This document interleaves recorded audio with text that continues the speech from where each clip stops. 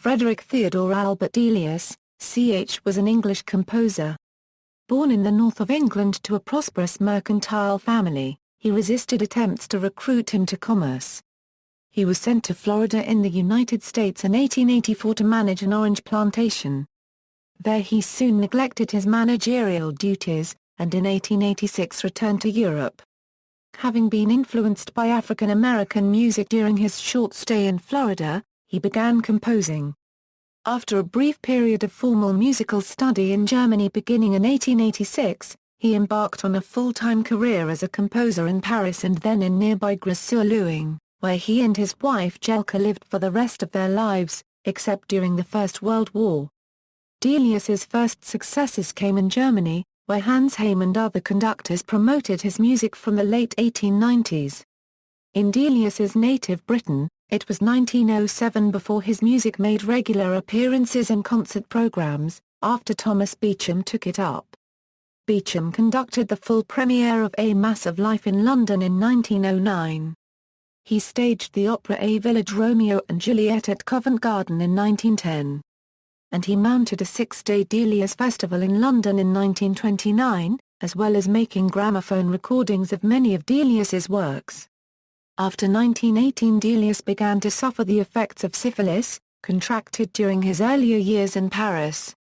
He became paralysed and blind, but completed some late compositions between 1928 and 1932 with the aid of an amanuensis, Fenby. The lyricism in Delius's early compositions reflected the music he had heard in America and the influences of European composers such as Edvard Grieg and Richard Wagner. As his skills matured, he developed a style uniquely his own, characterized by his individual orchestration and his uses of chromatic harmony. Delius's music has been only intermittently popular, and often subject to critical attacks. The Delius Society, formed in 1962 by his more dedicated followers, continues to promote knowledge of the composer's life and works, and sponsors the annual Delius Prize competition for young musicians. Life = early years = Delius was born in Bradford in Yorkshire. He was baptized as Fritz Theodore Albert Delius, and used the forename Fritz until he was about 40. He was the second of 4 sons born to Julius Delius and his wife Elise Pauline, now copyright paragraph nig. Delius's parents were born in Bielefeld, Westphalia, of Dutch origin. The family had for some generations been settled in German lands near the Rhine. Julius's father, Ernst Friedrich Delius, had served under Blau one quarter share in the Napoleonic Wars. Julius moved to England to further his career as a wool merchant, and became a naturalized British subject in 1850. He married Elise in 1856. The Delius household was musical. Famous musicians such as Joseph Joachim and Carlo Alfredo Piatti were guests, and played for the family. Despite his German parentage, the young Fritz was drawn to the music of Chopin and Grieg rather than the Austro-German music of Mozart and Beethoven, a preference that endured all his life. The young Delius was first taught the violin by a Mr. Baukeller of the Halle Copyright Orchestra, and had more advanced studies under Mr. George Haddock of Leeds. Although he achieved enough skill as a violinist to set up as a violin teacher in later years, his chief musical joy was to improvise at the piano, and it was a piano piece, a waltz by Chopin, that gave him his first ecstatic encounter with music. From 1874 to 1878, Delius was educated at Bradford Grammar School, where the singer John Coates was his slightly older contemporary. He then attended the International College at Isleworth between 1878 and 1880. As a pupil he was neither especially quick nor diligent, but the college was conveniently close to London for Delius to attend concerts and opera. Julius Delius assumed that his son would play a part in the family wool business, and for the next 3 years he tried hard to persuade him to do so. Delius's first job was as the firm's representative in Stroud in Gloucestershire, where he did moderately well. After being sent in a similar capacity to Chemnitz, he neglected his duties in favor of trips to the major musical centers of Germany, and musical studies with Hans Haym. His father sent him to Sweden, where he again put his artistic interests ahead of commerce. coming under the influence of the Norwegian dramatists Henrik Ibsen and Gunnar Heiberg. Ibsen's denunciations of social conventions further alienated Delius from his commercial background. Delius was then sent to represent the firm in France, but he frequently absented himself from business for excursions to the French Riviera. After this, Julius Delius recognized that there was no prospect that his son would succeed in the family business, but he remained opposed to music as a profession, and instead sent him to America to manage an orange plantation. Florida Whether the move to America was Julius's idea or his son's is unknown. A leading Florida property firm had branches in several English cities including Bradford. In an article on Delius's time in Florida, William Randall conjectures that either Julius Delius visited the Bradford office and conceived the notion of sending his wayward son to grow oranges in Florida, or that Fritz himself saw it as a way to escape the hated family wool business and suggested the idea to his father. Delius was in Florida from the spring of 1884 to the autumn of 1885, living on a plantation at Solano Grove on the St. Johns River, about 35 miles south of Jacksonville. He continued to be engrossed in music, and in Jacksonville he met Thomas Ward, who became his teacher in counterpoint and composition. Delius later said that Ward's teaching was the only useful music instruction he ever had. Delius later liked to represent his house at Solano Grove as a shanty, but it was a substantial cottage of 4 rooms, with plenty of space for Delius to entertain guests. Ward sometimes stayed there, as did an old Bradford friend, Charles Douglas, and Delius's brother Ernest. Protected from excessive summer heat by river breezes and a canopy of oak trees, the house was an agreeable place to live in. Delius paid little attention to the business of growing oranges, and continued to pursue his musical interests. Jacksonville had a rich, though to a European, unorthodox musical life. Randall notes that in local hotels, the African-American waiters doubled as singers, with daily vocal concerts for patrons and passers-by, giving Delius his introduction to spirituals. Additionally, ship owners encouraged their deckhands to sing as they worked.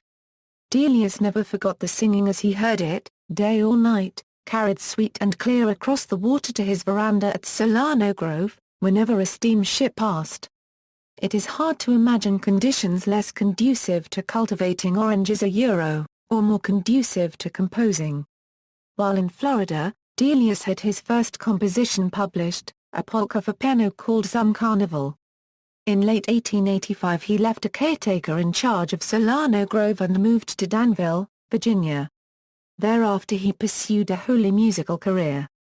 An advertisement in the local paper announced, "Fritz Delius will begin at once giving instruction in piano, violin, theory and composition.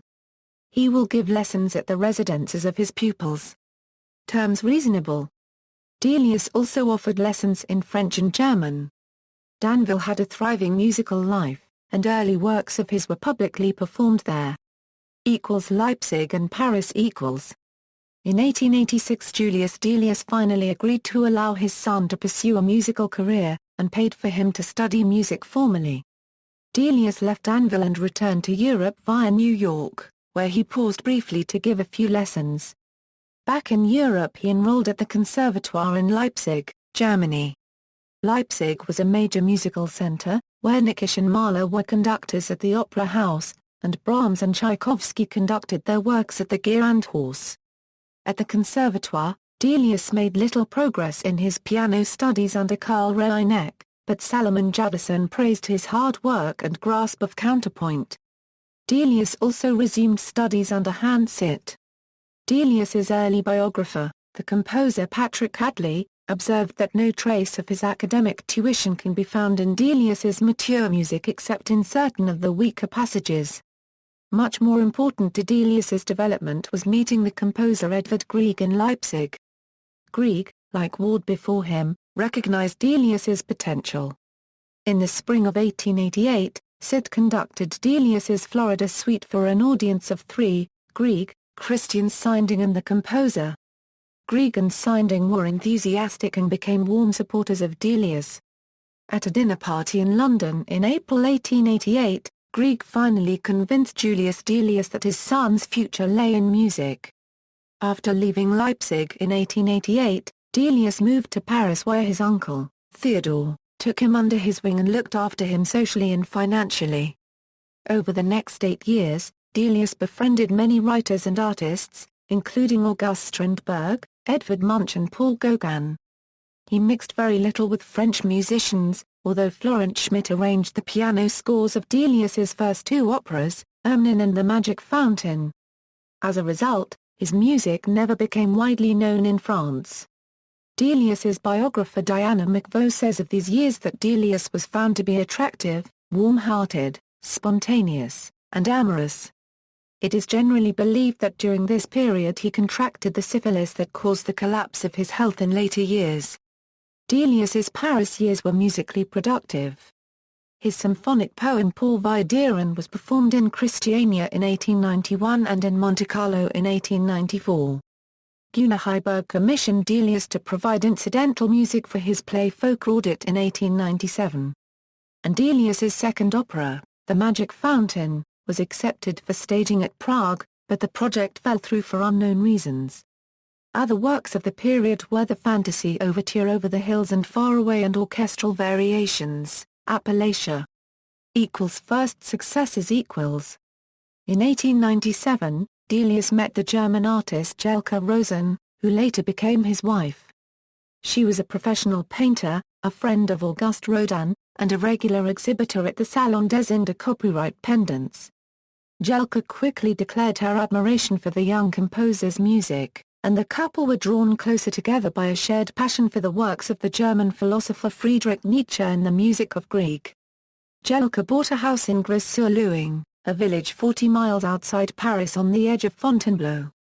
Delius visited her there, and after a brief return visit to Florida, he moved in with her. In 1903 they married, and, apart from a short period when the area was threatened by the advancing German army during the First World War, Delius lived in Grez for the rest of his life. The marriage was not conventional. Jelka was, at first, the principal earner. There were no children. And Delius was not a faithful husband. Jelka was often distressed by his affairs, but her devotion did not waver. In the same year, Delius began a fruitful association with German supporters of his music, the conductors Hans Haym, Fritz Cassirer and Alfred Hertz at Elberfeld, and Julius Booth at Darwin-Quarter-Soldorf. Haym conducted Over the Hills and Far Away, which he gave under its German title Über die Berge und die Fern on November 13, 1897, believed to be the first time Delius's music was heard in Germany. In 1899 Hertz gave a Delius concert in St James's Hall in London, which included Over the Hills and Far Away, a choral piece, Mitternachtslid, and excerpts from the opera Conga. This occasion was an unusual opportunity for an unknown composer at a time when any sort of orchestral concert was a rare event in London. In spite of encouraging reviews, Delius's orchestral music was not heard again in an English concert hall until 1907. The orchestral work Paris, the Song of a Great City was composed in 1899 and dedicated to Haym. He gave the premiere at Elberfeld on December 14, 1901. It provoked some critical comment from the local newspaper, which complained that the composer put his listeners on a bus and shuttled them from one Parisian night spot to another, but he does not let us hear the tuneful gypsy melodies in the Boulevard Cafard. Copyright S, always just cymbals and tambourine and mostly from 2 cabarets at the same time at that. The work was given under Bisny in Berlin less than a year later. Most of Delius's premieres of this period were given by Haym and his fellow German conductors. In 1904 Cassirer premiered Conga, and in the same year the piano concerto was given in Elberfeld, and Lebenstunde in Darwin-Quarter-Soldorf. Appalachia followed there in 1905. Sea Drift was premiered at Essen in 1906, and A Village Romeo and Juliet in Berlin in 1907. Delius's reputation in Germany remained high until the First World War. In 1910 his Rhapsody Brig Fair was given by 36 different German orchestras. Growing reputation equals. By 1907, thanks to performances of his works in many German cities, Delius was, as Thomas Beecham said, floating safely on a wave of prosperity which increased as the year went on. Henry Wood premiered the revised version of Delius's piano concerto that year. Also in 1907 Cassirer conducted some concerts in London, at one of which, with Beecham's new symphony orchestra, he presented Appalachia. Beecham, who had until then heard not a note of Delius's music, expressed his wonderment, and became a lifelong devotee of the composer's works. Just a few weeks later, in Liverpool on January 11, 1908, he conducted the British premiere of Paris, the Song of a Great City. Later that year, Beecham introduced Brig Fair to London audiences, and Fernandez Arbacubes presented Lebenstunds. In 1909, Beecham conducted the first complete performance of A Mass of Life, the largest and most ambitious of Delius's concert works, written for 4 soloists, a double choir, and a large orchestra. Although the work was based on the same Nietzsche work as Richard Strauss's Also Sprach Zarathustra, Delius distanced himself from the Strauss work, which he considered a complete failure. Nor was Strauss an admirer of Delius, as he was of Elgar. He told Delius that he did not wish to conduct Paris, "The symphonic development seems to me to be too scant, and it seems moreover to be an imitation of Charpentier." In early years of the 20th century, Delius composed some of his most popular works, including Brig Fair, In a Summer Garden, Summer Night on the River, and On Hearing the First Cuckoo in Spring, of which McVaux comments, "These exquisite idylls, for all their composer's German descent and French domicile, spell England for most listeners." In 1910, Beecham put on an opera season at the Royal Opera House in London. Having access to the Beecham family's considerable fortune, he ignored commercial considerations and programmed several works of limited box office appeal, including A Village Romeo and Juliet. The reviews were polite, but the Times, having praised the orchestral aspects of the score, commented, "Mr. Delius seems to have remarkably little sense of dramatic writing for the voice." Other reviewers agreed that the score contained passages of great beauty, but was ineffective as drama. War and post-war. During the First World War, Delius and Jelka moved from Grez to avoid the hostilities. They took up temporary residence in the south of England, where Delius continued to compose. In 1915, the Musical Times published a profile of him by his admirer, the composer Philip Heseltine, who commented, "He holds no official position in the musical life of the country, that is Britain. He does not teach in any of the academies, he is not even an honorary professor or doctor of music. He never gives concerts or makes propaganda for his music. He never conducts an orchestra, or plays an instrument in public." Heseltine depicted Delius as a composer uncompromisingly focused on his own music.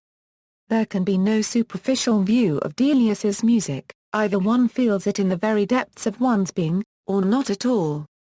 This may be a part of the reason why one so seldom hears a really first-rate performance of Delius's work, save under Mr. Beecham." One of Delius's major wartime works was his Requiem, dedicated to the memory of all young artists fallen in the war. The work owes nothing to the traditional Christian liturgy, eschewing notions of an afterlife and celebrating instead a pantheistic renewal of nature. When Albert Coates presented the work in London in 1922, its atheism offended some believers. This attitude persisted long after Delius's death, as the Requiem did not receive another performance in the UK until 1965, and by 1980 had still had only 7 performances worldwide. In Germany, the regular presentation of Delius's works ceased at the outbreak of the war, and never resumed. Nevertheless, his standing with some continental musicians was unaffected. Beecham records that Bartocubes and Kodaly were admirers of Delius, and the former grew into the habit of sending his compositions to Delius for comment and tried to interest him in both Hungarian and Romanian popular music. By the end of the war, Delius and Jelka had returned to Grez. He had begun to show symptoms of syphilis that he had probably contracted in the 1880s. He took treatment at clinics across Europe, but by 1922 he was walking with 2 sticks, and by 1928 he was paralyzed and blind. There was no return to the prosperity of pre-war years. Delius's medical treatment was an additional expense, his blindness prevented him from composing, and his royalties were curtailed by the lack of continental performances of his music. Beecham gave discreet financial help, and the composer and musical benefactor H. Balfour Gardiner bought the house at Grez and allowed Delius and Jelka to live there rent-free. Beecham was temporarily absent from the concert hall and opera house between 1920 and 1923, but Coates gave the first performance of A Song of the High Hills in 1920, and Henry Wood and Hamilton Harty programmed Delius's music with the Queen's Hall and Halle copyright orchestras. Wood gave the British premiere of the double concerto for violin and cello in 1920, and of A Song Before Sunrise and the Dance Rhapsody No. 2 in 1923. Delius had a financial and artistic success with his incidental music for James Elroy Flecker's play Hassan with 281 performances at His Majesty's Theatre. With Beecham's return the composer became, in Hadley's words, what his most fervent admirers had never envisaged a genuine popular success. Hadley cites, in particular, the six-day Delius Festival at the Queen's Hall in 1929 under Beecham's general direction, in the presence of the composer in his bath chair. He cream of his orchestral output with and without soli and chorus was included, and the hall was filled. Beecham was assisted in the organization of the festival by Philip Heseltine, who wrote the detailed program notes for 3 of the 6 concerts. The festival included chamber music and songs, an excerpt from A Village Romeo and Juliet, the piano and violin concertos, and premieres of Cinera and A Late Luck, concluding with A Mass of Life. The Manchester Guardian's music critic, Neville Carduce, met Delius during the festival. He describes the wreck of the composer's physique, yet there was nothing pitiable about him. His face was strong and disdainful, every line graven on it by intrepid living. Delius, Carduce says, spoke with a noticeable Yorkshire accent as he dismissed most English music as paper music that should never be heard, written by people afraid of their feelings. Last year's a young English admirer, Eric Fenby, learning that Delius was trying to compose by dictating to Jelka, volunteered his services as unpaid amanuensis. For 5 years, from 1928, he worked with Delius, taking down his new compositions from dictation, and helping him revise earlier works. Together they produced Cinera, A Late Lark, A Song of Summer, a third violin sonata, the Ermine Prelude, and Idyll, which reused music from Delius's short opera Margot La Rouge, composed 30 years earlier. McVeigh rates their greatest joint production as the Songs of Farewell, settings of Whitman poems for chorus and orchestra, which were dedicated to Jelka. Other works produced in this period include a caprice and elegy for cello and orchestra written for the distinguished British cellist Beatrice Harrison, and a short orchestral piece, Fantastic Dance, which Delius dedicated to Fenby. The violin sonata incorporates the first, incomprehensible, melody that Delius had attempted to dictate to Fenby before their modus operandi had been worked out. Fenby's initial failure to pick up the tune led Delius to the view that, the boy is no good. He cannot even take down a simple melody. Fenby later wrote a book about his experiences of working with Delius. Among other details, Fenby reveals Delius's love of cricket. The pair followed the 1930 Test series between England and Australia with great interest, and regaled a bemused Jelka with accounts of their boyhood exploits in the game. The first instance of a work by a major composer being heard on record before any public performance was Delius's Air and Dance. It was written in 1915 but had never been performed. In 1929 Heseltine persuaded Beecham to record the work in May. It had its first public performance in October, at the Aeolian Hall. In 1933, the year before both composers died, Elgar, who had flown to Paris to conduct a performance of his violin concerto, visited Delius at Grez. Delius was not on the whole an admirer of Elgar's music, but the two men took to each other, and there followed a warm correspondence until Elgar's death in February 1934. Elgar described Delius as a poet and a visionary. Delius died at Grez on June 10, 1934, aged 72. He had wished to be buried in his own garden, but the French authorities forbade it. His alternative wish, despite his atheism, was to be buried in some country churchyard in the south of England, where people could place wildflowers. At this time Jelka was too ill to make the journey across the Channel, and Delius was temporarily buried in the local cemetery at Grez. By May 1935, Jelka felt she had enough strength to undertake the crossing to attend a reburial in England. St. Peter's Church, Limpsfield, Surrey, was chosen.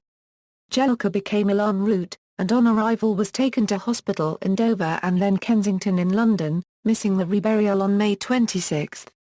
The ceremony took place at midnight. The headline in the Sunday Dispatch was 60 people under flickering lamps in a Surrey churchyard. The vicar offered a prayer, "May the souls of the departed through the mercy of God rest in peace."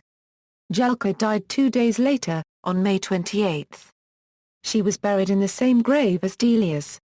Sir Thomas Beecham, who was originally buried elsewhere in Surrey in 1961, was reinterred in 1991 a short distance from the Deliuses. Music == After the 1929 London Festival, the Times music critic wrote that Delius belongs to no school, follows no tradition and is like no other composer in the form, content or style of his music. This extremely individual and personal idiom was, however, the product of a long musical apprenticeship, during which the composer absorbed many influences. The earliest significant experiences in his artistic development came, Delius later asserted, from the sounds of the plantation songs carried down the river to him at Solano Grove. It was this singing, he told Fenby, that first gave him the urge to express himself in music.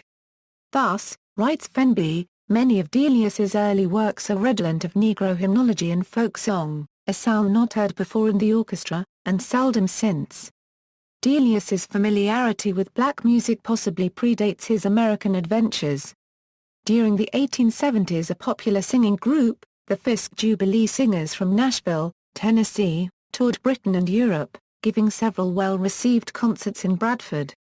When Delius wrote to Elgar in 1933 of the beautiful four-part harmonies of the black plantation workers, he may have been unconsciously alluding to the spirituals sung by the Fisk group.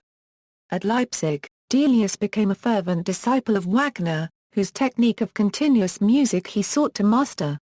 An ability to construct long musical paragraphs is, according to the Delius scholar Christopher Palmer, Delius's lasting debt to Wagner, from whom he also acquired a knowledge of chromatic harmonic technique, an endlessly proliferating sensuousness of sound.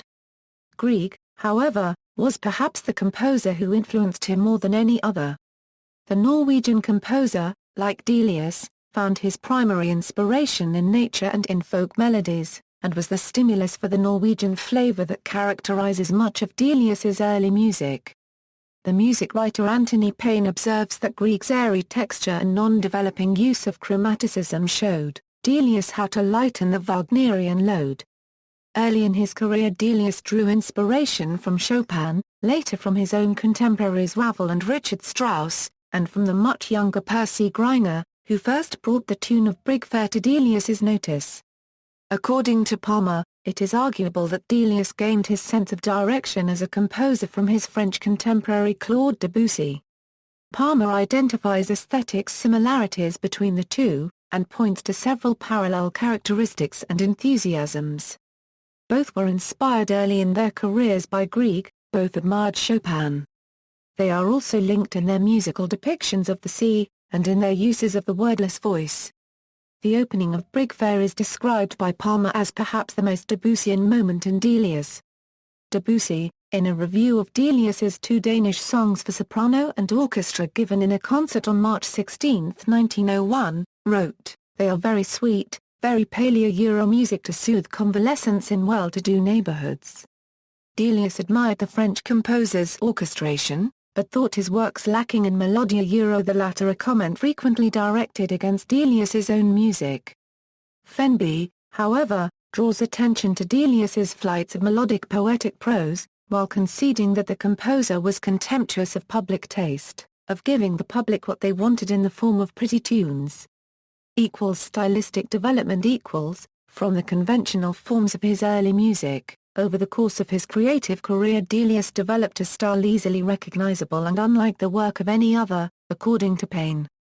As he gradually found his voice, Delius replaced the methods developed during his creative infancy with a more mature style in which Paine discerns an increasing richness of chord structure, bearing with it its own subtle means of contrast and development. Hubert Foss, the Oxford University Press's musical editor during the 1920s and 1930s, writes that rather than creating his music from the known possibilities of instruments, Delius thought the sounds first, and then sought the means for producing these particular sounds. Delius's full stylistic maturity dates from around 1907, when he began to write the series of works on which his main reputation rests. In the more mature works, Foss observes Delius's increasing rejection of conventional forms such as sonata or concerto. Delius's music, he comments, is certainly not architectural. Nearer to painting, especially to the pointillist style of design. The painting analogy is echoed by Cardus. Towards recognition, Delius's first orchestral compositions were, in Christopher Palmer's words, the work of an insipid if charming watercolorist. The Florida Suite is an expertly crafted synthesis of Grieg and Negroid Americana, while Delius's first opera Ermelin lacks any identifiably Delian passages. Its harmony and modulation are conventional, and the work bears the clear fingerprints of Wagner and Grieg. Paine asserts that none of the works prior to 1895 are of lasting interest. The first noticeable stylistic advance is evident in conga, with richer chords and faster harmonic rhythms.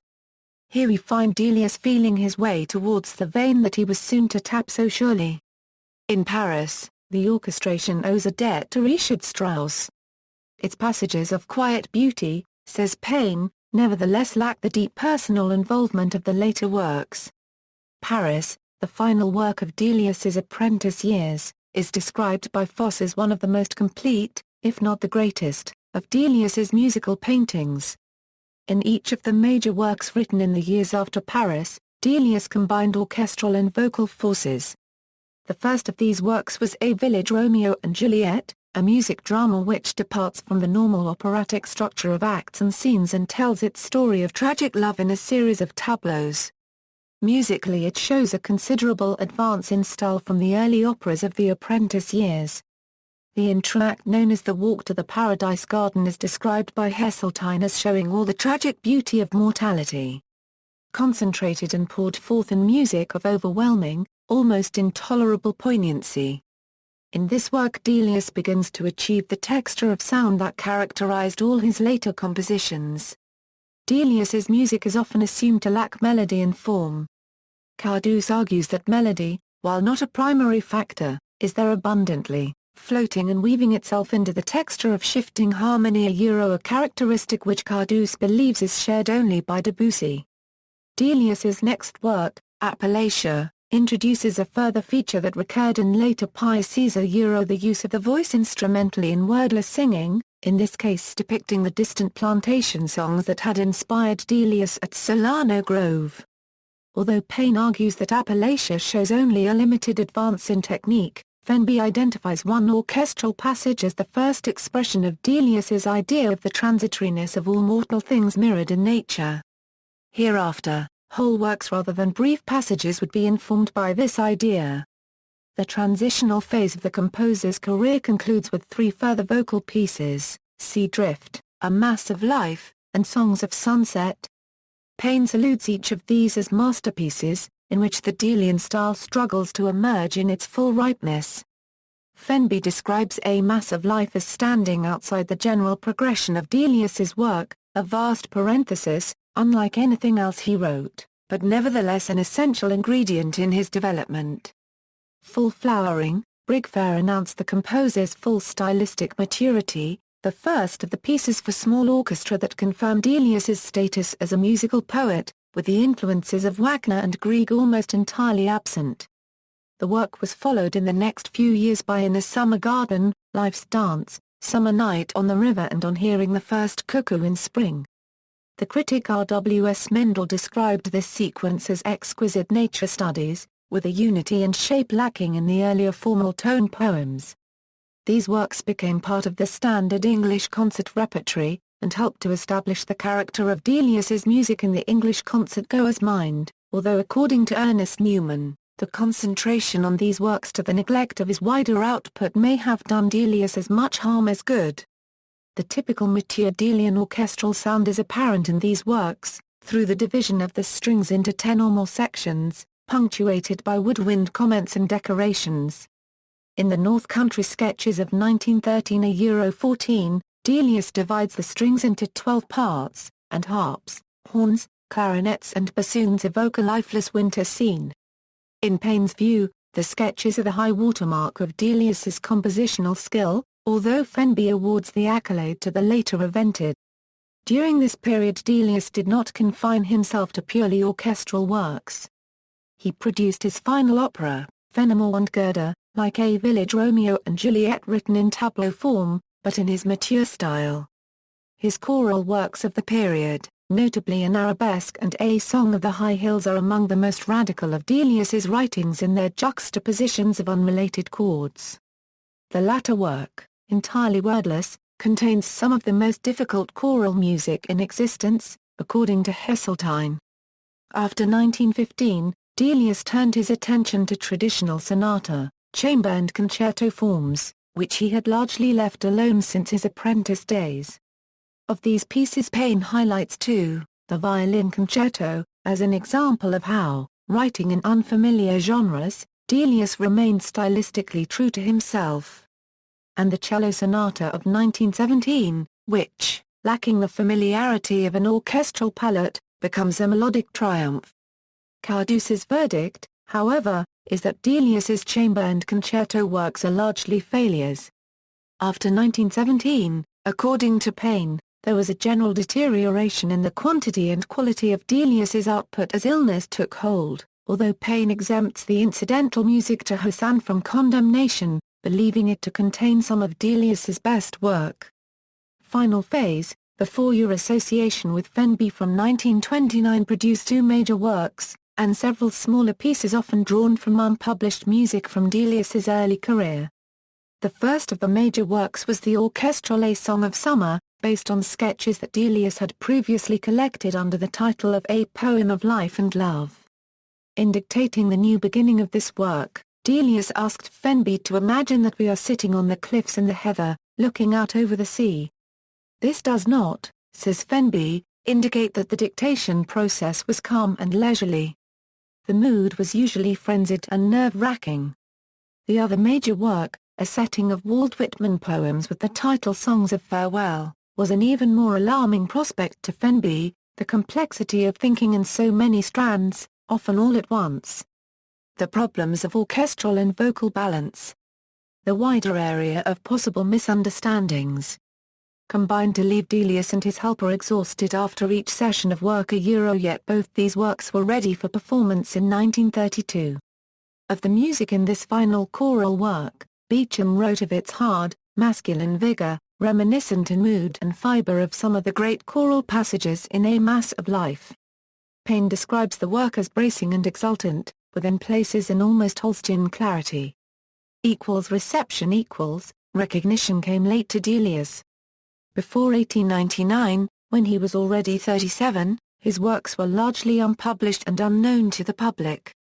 When the symphonic poem Pour Vidiren was performed at Monte Carlo on February 25, 1894 in a program of works from British composers, the Musical Times listed the composers as Balfe, Mackenzie, O'Kelly, Sullivan, and one Delius, whoever he may be. The work was well received in Monte Carlo, and brought the composer a congratulatory letter from Princess Alice of Monaco, but this did not lead to demands for further performances of this or other Delius works. Some of his individual songs were occasionally included in vocal recitals. Referring to the strange songs of Fritz Delius, the Times critic expressed regret that the powers the composer undoubtedly possesses should not be turned to better account or undergo proper development at the hands of some musician competent to train them. Of the May 1899 concert at St James's Hall, London, the Musical Times reviewer remarked on the rawness of some of the music, but praised the boldness of conception and virile strength that command and hold attention. Beecham, however, records that despite this fair show of acclaim, for all the impetus it gave to future performances of Delius's work, the event might never have happened. None of the music was heard again in England for many years. Delius was much better received in Germany, where a series of successful performances of his works led to what Beecham describes as a Delius vogue there, second only to that of Richard Strauss.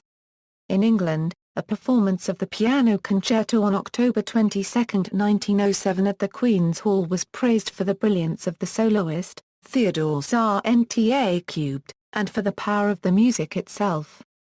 From that point onwards the music of Delius became increasingly familiar to both British and European audiences, as performances of his works proliferated. Beecham's presentation of A Mass of Life at the Queen's Hall in June 1909 did not inspire Hans Haym, who had come from Elberfeld for the concert, though Beecham says that many professional and amateur musicians thought it the most impressive and original achievement of its genre written in the last 50 years. Some reviewers, nevertheless, doubted the popular appeal of Delius's music, while others were more specifically hostile. From 1910, Delius's works began to be heard in America. Brig Fair and In a Summer Garden were performed in 1910 Euro 11 by the New York Philharmonic Orchestra under Walter Damrosch. In November 1915 Greiner gave the first American performance of the piano concerto, again with the New York Philharmonic. The New York Times critic described the work as uneven, richly harmonious, but combining color and beauty with effects of an almost crass unskillfulness and ugliness. For the rest of his lifetime Delius's more popular pieces were performed in England and abroad, often under the sponsorship of Beecham, who was primarily responsible for the Delius Festival in October-November 1929. In a retrospective comment on the festival the Times critic wrote of full houses and an apparent enthusiasm for music which hitherto has enjoyed no exceptional vogue, but wondered whether this new acceptance was based on a solid foundation. After Delius's death Beecham continued to promote his works. A second festival was held in 1946, and a third at Bradford in 1962, to celebrate the centenary of Delius's birth. These occasions were in the face of a general indifference to the music. Writing in the centenary year, the musicologist Dwight Cook opined that at that time, to declare oneself a confirmed Delian is hardly less self-defamatory than to admit to being an addict of cocaine and marijuana. Beecham had died in 1961, and Fenby writes that it seemed to many then that nothing could save Delius's music from extinction, such was the conductor's unique mastery over the music. However, other conductors have continued to advocate Delius, and since the centenary year, the Delius Society has pursued the aim of developing a greater knowledge of the life and works of Delius. The music has never become fashionable, however, a fact often acknowledged by promoters and critics. To suggestions that Delius's music is an acquired taste, Fenby answers, the music of Delius is not an acquired taste.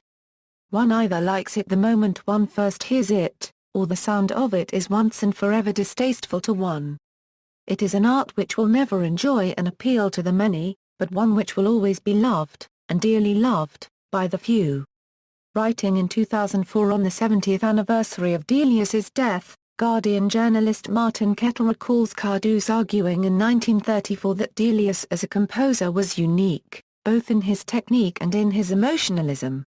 Although he eschewed classical formalism, it was wrong, Cardouse believed, to regard Delius merely as a tone painter, an impressionist or a maker of program music.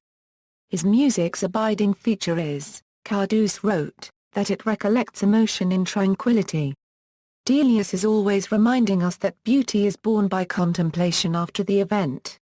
Memorials and Legacy. Just before his death, Delius prepared a codicil to his will whereby the royalties on future performances of his music would be used to support an annual concert of works by young composers.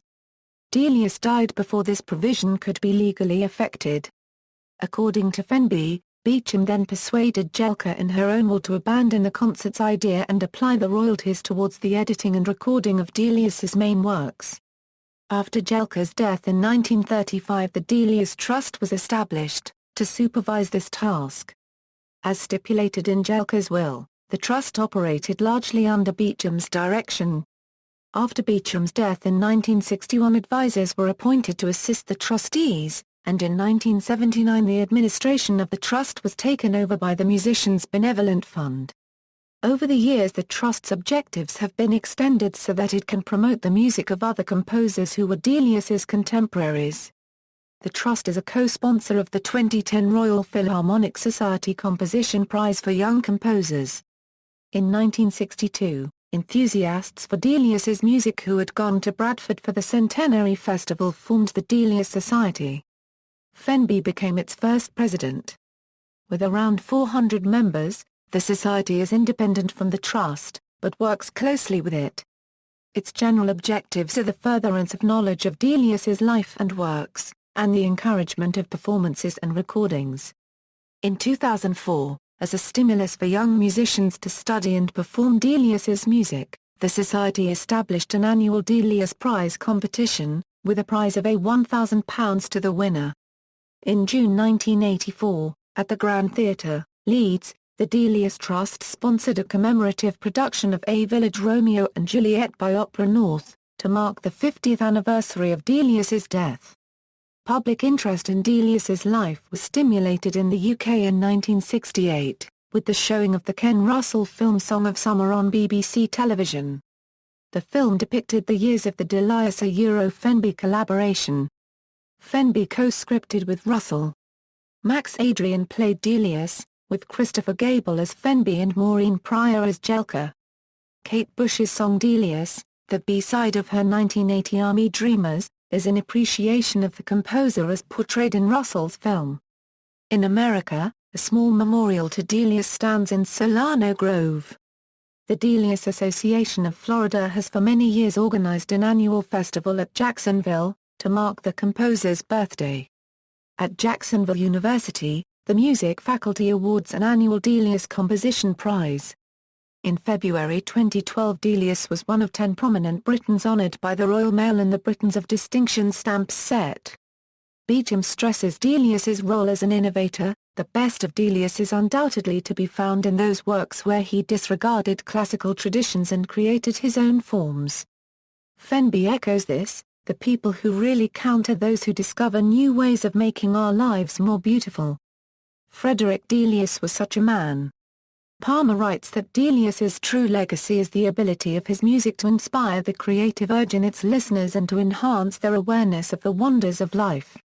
Palmer concludes by invoking George Eliot's poem The Choir Invisible. Frederick Delius belongs to the company of those true artists for whose life and work the world is a better place to live in, and of whom surely is composed, in a literal sense, the choir invisible whose music is the gladness of the world.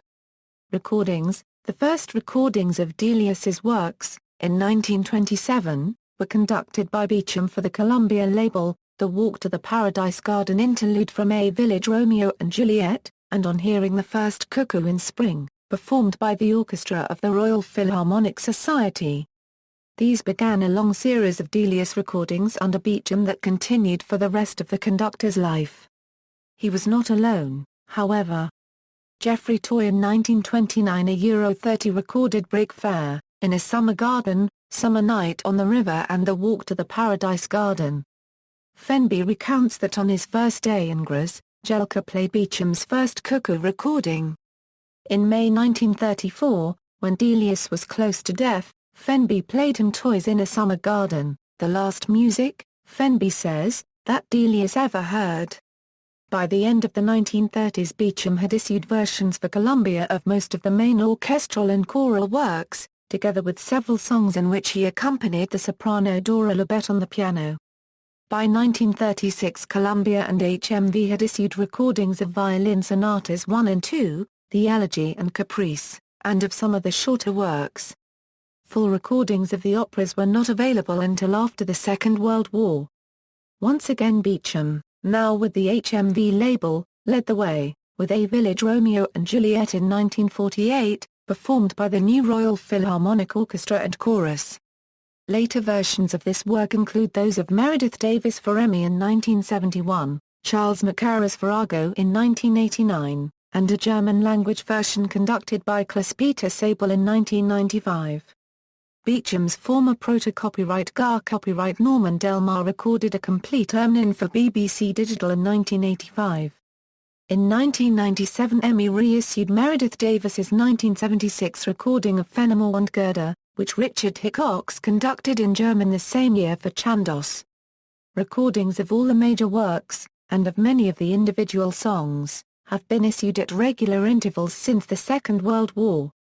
Many of these recordings have been issued in conjunction with the Delius Society, which has prepared various discographies of Delius's recorded music. Notes. References. Sources: Beecham, Thomas. A Mingle Chimea Leaves from an Autobiography. London, Hutchinson. OCLC 592,569,600. Beecham, Thomas, first published by Hutchinson and Company in 1959. Frederick Delius. Sutton, Surrey, Seven House. ISBN 0-7278-0099-X. Cardouse, Neville. Autobiography. London, Collins. OCLC 459,080,138. Fenby, Eric. The Great Composers, Delius. London, Faber and Faber. ISBN 0-571-09296-9. Fenby, Eric, originally published by G. Bell and Sons, 1936. Delius as I Knew Him. London, Faber and Faber.